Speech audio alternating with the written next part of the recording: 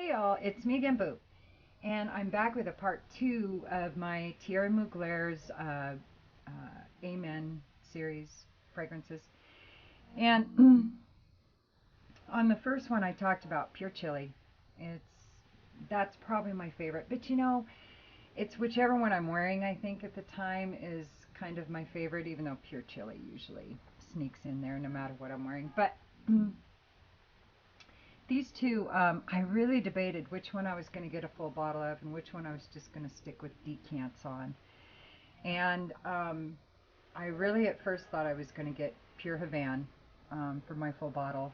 I had several samples of pure Havane and pure Malt, um, and was testing them about the same time, doing some comparisons, because at first I thought they smelled so similar.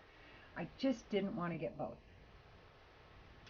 So, and I'd already rested on chili, and so I knew I was going to get that. And so I was positive I was going to buy a full bottle of Havana as well. And I found a couple more samples of the malt, and I just really wanted to be sure because I just kept going back and forth between the Havana and the malt. And so last samples that I had, I used up all the van, was wearing the malt, and I went for the malt. And I love them both still. I think there is a lot of similarities in them, but because the pure Havana, I think it's just like smells like blonde tobacco has been added to Amen, and the pure malt smells like a really good rum or something has been added to Amen.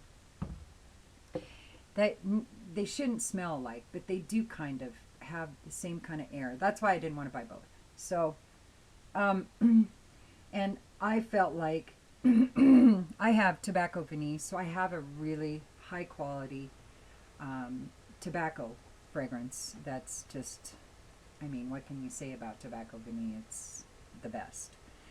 And I love pure Havana. They smell nothing alike. I don't want to say that. But I'm just so happy with tobacco vanille that if I'm going to wear a tobacco scent, that's usually the one I reach for. So there was no point in getting a full bottle of this. But I don't have a lot of boozy scents. Not a lot. So another reason that I went with the pure malt. These are both, if you have either one of them, it doesn't matter. They're both incredible. Or the chili, the taste of, incredible. Pure shot, I think, is not worth it. It is, okay, if you're 15, it's great. And it's only 25 bucks if you can get it. Then yes.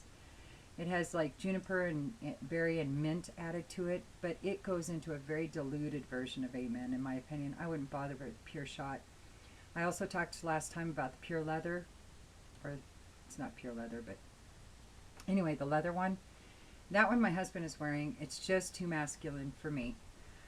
I think leather really does lend itself to being pulled off by a man. So my husband has that one.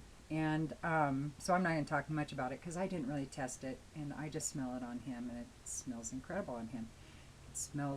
It's much more heavy in the leather than the Amen. I mean, once it dries down, the leather is so prominent for the first few hours, and then when it lightens up, it really does.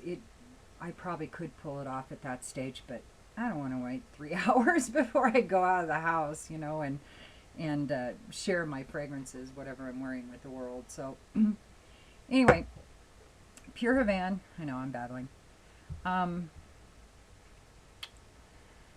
Opens with fresh tobacco leaves and honey, followed by notes of patchouli, vanilla, and bitter cocoa. The base is warm and oriental with notes of labdanum, amber, and styrax. And people say it's heavy. Majority say it's heavy and long-lasting. I totally agree. Lots of people say it smells similar to Animal for Men by Animal. Really? Wow. So, whatever. There you go. And Animal's, I think, fairly inexpensive. Let me look here just to give you some kind of reference. Yeah, it's way less expensive. I'm seeing it on eBay for like anywhere from 15 to 25 bucks for a full bottle. So That's Animal for Men by Animal. So anyway, but Pure Havane, this one I totally recommend giving it a sniff. You really do get the tobacco note, and when it dries down, that amen is still there in the background, but the tobacco stays with it throughout the most part. Unlike, the chili, at first I don't get the big chili blast in the beginning. To me, the chili really comes out in the dry down. That's when you really smell it. The Havane, though, the tobacco is really prominent, I think, throughout the whole thing, which is wonderful. Now the Pure Malt. It is lovely. It is another one that has great performance. And, I was talking about on the last video that I think any of these could be pulled off for a guy for work, day stuff, night stuff, going out, dinners, dancing, whatever. I think a guy could pull these off for a variety of occasions. A woman, on the other hand, I think that they become much more formal when a woman wears scents like this. I don't think I'd feel comfortable wearing them to work, or working out, of course, or any daytime stuff. These are kind of more special occasion, going out kind of fragrances for me. So the Pure Malt, excuse me. It is top notes, fruity notes, heart notes, says waddy notes. I think that's supposed to say woody notes.